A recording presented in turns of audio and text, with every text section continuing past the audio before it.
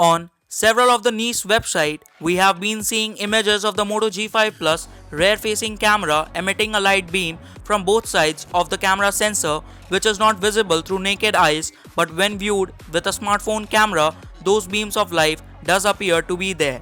So what is it? Or this is a defect in the rear-facing camera of the Moto G5 Plus? Let's find that out in this video. So without wasting a moment, let's get started.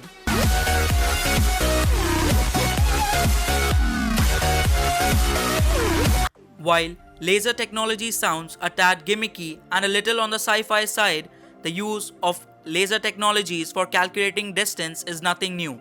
The idea has been used in a number of industries and products for many years, including rangefinders and even in some compact cameras. The familiar principle remains the same when it comes to the Moto G5 Plus. There is a small laser transmitter located on the back of the handset on the both sides of the camera sensor, which is where most of the work takes place. The first step involves firing out a short laser light burst, which is then reflected back off whatever you happen to be pointing the camera at.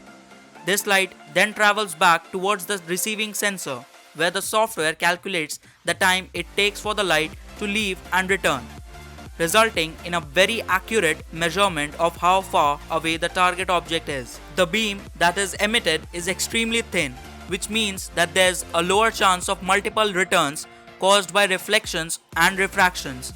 However, such a technique doesn't always produce the desired accuracy and result, especially at longer distances and in more open environments.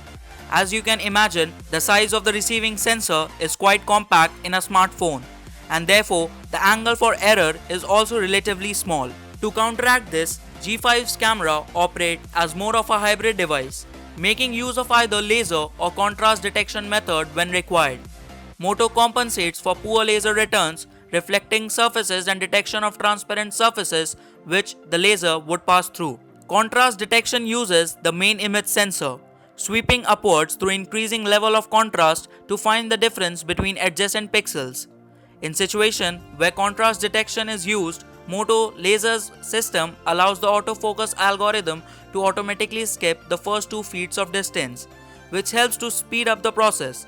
However, there is no actual depth calculation with the contrast method, which makes it more difficult to track moving objects. So, relax guys, this is not a defect at all, it is rather a benefit and an advantage. And this was the practical use of the laser beam being emitted through the rear proximity sensor.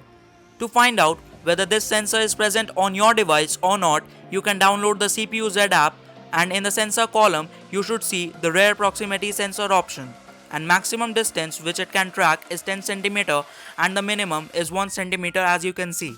And this is not the first time we have seen this with a Moto device. This was even available on the Moto G4 Plus. Have a look at that too, emitting the laser beam, but as there was only one rear proximity sensor, so the process appeared to be slow. Hence the emission was also a tad slower. That is it for this video. Please guys, subscribe to this channel as I aim to get 10k subscribers before the mid of 2017, and I will do the hard work for it. Also give this video a thumbs up and leave a comment in the YouTube comment section. So with that being said, this is me Rahul from Tech Daily, and I'm bidding you a bye bye. Do subscribe.